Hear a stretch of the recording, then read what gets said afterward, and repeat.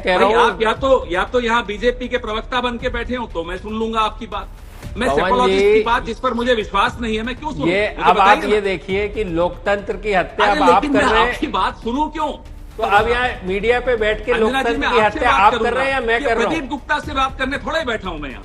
नहीं तो मत बैठिए ना, आप प्रदीप गुप्ता से बात नहीं करनी है तो मत बैठिए। कौन है ये? एक पापी व्यक्ति है, मैं इनकी बात सुनने नहीं बैठा हूँ। इस व्यक्ति को मेरे से दूर रखिए। मैं इनसे घबराता हूँ, ऐसे लोगों से जो सरेआम मुंह पे मुस्कान लेकर लोकतंत्र की हत्या करते हैं। कर्नाटक में इन्होंने ही आपकी पार्टी को जिताया था, तब ये इनका चेहरा बड़ा अच्छा लग रहा था सबको और इनके चेहरे पे नूर भी दिख रहा था। तो ये लड्डू बड़ा स्पेशल है, पूछिए क्यों? बताइए, आप बताइएगा ही। देखिए, एक तो होता है मोतीचूर लड्डू, ये है मोदी चूर चूर लड्डू। घमंड चूर चूर हुआ है इसलिए इसका नाम है मोदी चूर चूर लड्डू। आपको मैं जरूर आपके घमंड का क्या किया जाए जो एक सेंचुरी पर यहाँ पहुंच गया, 7वें आसमान पर। कि ये लोगों को बताएं कि ये अमित शाह के लिए और पीयूष गोयल के लिए फुल टाइम काम करते हैं। आप ये चीज छिपाकर यहाँ आकर अपने आंकड़े देते हो और क्या उम्मीद करते हो फिर आप कि आपको कोई विश्वास करेगा? आप अपना विश्वास खुद तोड़े हो। आपने कितना कमाया कितना नहीं कमाया उसमें मेरा कोई रुचि नहीं है, आप कमाइए, कोई दिक्कत नहीं। लेकिन पवन जी, इनके नंबर्स जब सही होते थे, देने का हक जब इनके नंबर्स सही होते थे तब किसके लिए काम करते थे? एक बार प्रदीप जी जवाब देना चाह रहे हैं, आप सुन लीजिए ना, एक बार सुनिए ना, एक बार सुनिए, मेरी बात मानिए। मेरे घर में एक घड़ी है जो खराब है, दिन में 2 बार सही समय बताती है, क्या मैं मान लूं वो सही है घड़ी? क्या बात कर रहे हैं आप? बोलिए पवन जी, आप मुझे भी तो अपनी बात कहने का मौका देंगे कि? अरे मैं तो यहाँ आया था कि अंजना जी से बात करने का हो, तो आप दिख गए तो मेरे मन की बात थी, मैंने आपको दे दी। अब अंजना जी मुझसे सवाल पूछें, आप क्यों सवाल पूछेंगे मुझसे? नहीं, मैं सवाल नहीं पूछ रहा आपसे कोई, मैं कह रहा हूँ आप या तो यहाँ बीजेपी के प्रवक्ता बन के बैठे हो तो मैं सुन लूंगा आपकी बात। मैं सेपोलॉजिस्ट की बात जिस पर मुझे विश्वास नहीं है मैं क्यों सुनूं? ये अब आप ये देखिए कि लोकतंत्र की हत्या अब आप कर रहे हैं। आपकी बात सुनूं क्यों? आप बिल्कुल ना सुनिए। अरे पवन जी, आपको मैं नहीं सुना रहा, आपने बोल दिया आपको कोई जवाब उत्तर कुछ नहीं चाहिए, मैं आपको नहीं सुना रहा हूँ, लेकिन मुझे बोलने का अधिकार है कि नहीं? तो अब यहाँ मीडिया पे बैठ के लोकतंत्र की हत्या आप कर रहे हैं या मैं कर रहा हूँ? प्रदीप गुप्ता से बात करने थोड़े बैठा हूँ मैं यहाँ। नहीं तो मत बैठिए ना, आप प्रदीप गुप्ता से बात नहीं करनी है तो मत बैठिए। कौन है अंजना जी? है कौन? अच्छा ठीक है पवन जी, देखिए ना, एक बार तो कई बार देखिए मिस इन्फॉर्मेशन भी ऐसा फैलता है। मैं भी आजकल तो मैं जाती नहीं हूँ ट्वीट पढ़ने, लेकिन मैंने देखा कि बहुत सारी आपकी जो ट्रोल आर्मी के आपको की कैसे भ्रमित कर देती है। मैंने यूट्यूबर्स के कॉन्टेक्स्ट में जो बात कही थी वो कांग्रेस के लिए फैलाई जा रही है, तो अपनी मीडिया वाली टीम को बोल दीजिएगा सर, ये जो आदत है। उस बात को मैंने स्वीकार कर लिया, लेकिन अब आप मेरी बात सुनिए। बोलिए। ये एक पापी व्यक्ति है, मैं इनकी बात सुनने नहीं बैठा हूं, आपसे संवाद करने बैठा हूं। आपका सर आंखों पर होगा जो सवाल आप पूछेंगे, लेकिन इस व्यक्ति को मेरे से दूर रखिए। मैं इनसे घबराता हूं, ऐसे लोगों से जो सरेआम मुंह पे मुस्कान लेकर लोकतंत्र की हत्या करते हैं। ऐसे लोगों को यहाँ स्पेस मत दीजिए। हाथ जोड़कर आपसे नम्र निवेदन। कितने गरीब लोगों का पैसा लुटा कल आपको मालूम है? मार्केट की क्या स्थिति थी आपको मालूम है? ऐसे लोगों की वजह से। इसलिए कहता हूं ये चलिए ठीक है, देखिए अब हो गया पवन खेड़ा जी, अब हो गया। अब आप नहीं उनसे बात करना चाहते हैं, ये भी ठीक है, लेकिन एक तरफा एक के बाद एक आरोप नहीं लगने चाहिए। कर्नाटक में इन्होंने ही आपकी पार्टी को जिताया था, तब ये इनका चेहरा बड़ा अच्छा लग रहा था सबको और इनके चेहरे पे नूर भी दिख रहा था। लेकिन 100 सीटें आई है कांग्रेस पार्टी की, इतना भी क्या गुस्सा इस पे करना है सर? बीजेपी की 239 है, तीसरी बार वो चुनावी मैदान में उतरे थे। आप 52 से 100 पर पहुंचकर मतलब किसी को रन डाउन मत कीजिए, आप अपनी बात कहिए। आप मैं देखिए, मैं न बीजेपी को रन डाउन करूंगा न पत्रकारों को रन डाउन करूंगा, लेकिन ऐसे व्यक्ति को तो जरूर रन डाउन करूंगा जिन्होंने कल शेयर मार्केट के साथ बड़े बड़े कॉर्पोरेट के साथ मिलकर इन्होंने खेल खेला। कल इन्होंने जो खेल खेला है कॉर्पोरेट के साथ मिलकर, माफ कीजिएगा, उस पर तो मैं जरूर बोलूंगा। अब ये नई थ्योरी आज आ गई पवन खेड़ा जी, पवन खेड़ा जी, आज नई थ्योरी आ गई। पहले सरकार के साथ मिले हुए थे और सरकार के साथ 401 को जस्टिफाई करने के लिए 400 दिया था। अब जब 291 आया है एनडीए का, तो आप कह रहे हैं कि कॉर्पोरेट के साथ मिलकर किया है। अब बाजार में क्या हुआ, क्यों उछाल आई, एग्जिट पोल को लेकर उत्साह था।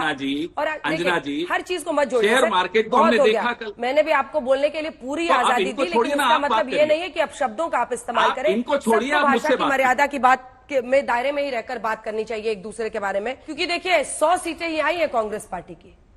52 से 100 पर पहुंचकर इतना हर्ष, वहां पर 239 है और एनडीए की सरकार बन रही है, फिर एक बार मोदी सरकार। मैं बताता हूं हर्ष क्यों हुआ। एक आदमी अपने आप को भगवान का अवतार बना लेता है। आज उस आदमी की यह स्थिति है कि अपनी सीट पर 1.5 लाख वोटों से जीता है, उस राज्य में जिस राज्य में राहुल गांधी 3 लाख 3.5 लाख वोटों से जीते हैं। तो उस आदमी को घमंड के घोड़े से इस देश की जनता ने, उत्तर प्रदेश की जनता ने उतारा है, उस बात का हर्ष है मुझे। संविधान की रक्षा हुई है, उस बात का हर्ष है मुझे। जिस राहुल गांधी को आप सब ने, और बीच में मत टोकिएगा मुझे अंजना जी, इसमें आप सब शामिल हैं, जिस राहुल गांधी को आप लोगों ने क्या उनकी खिल्ली उड़ाते थे, क्या उनके मजाक उड़ाते थे, भद्दे मजाक उड़ाते थे, उस राहुल गांधी ने आज एक अच्छा जवाब दिया है। इस बात का हर्ष मुझे हमेशा रहेगा। देखिए, चुनाव होगा तो कोई जीतेगा कोई हारेगा। आपके नेता जीते हैं, 2-2 सीट से जीते हैं, दोनों हाथ में लड्डू है, दोनों लड्डू की मिठास आपके मुंह में इस वक्त आ रही है। लेकिन आप हर इंस्टीट्यूशन ये एक लड्डू मेरे हाथ में भी है अंजना जी।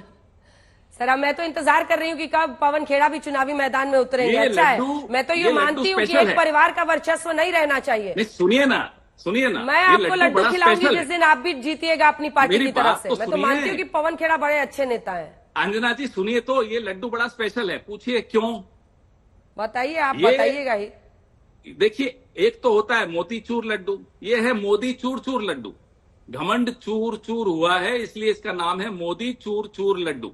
आपको मैं जरूर आपके घमंड का क्या किया जाए जो एक सेंचुरी पर यहाँ पहुंच गया, 7वें आसमान पर। हेलो, नमस्कार, जय हिंद दोस्तों, स्वागत है आपका मिस्टर भारत में। लोकसभा चुनाव खत्म होने के बाद अब लोकसभा चुनाव के रिजल्ट भी सामने आ चुके हैं और एनडीए नरेंद्र मोदी के नेतृत्व में तीसरी बार सरकार बनाने जा रही है। लेकिन जिस तरह से बीजेपी अपने दम पर सरकार बनाना चाहती थी, उस हिसाब से अब बीजेपी सरकार नहीं बना पाएगी।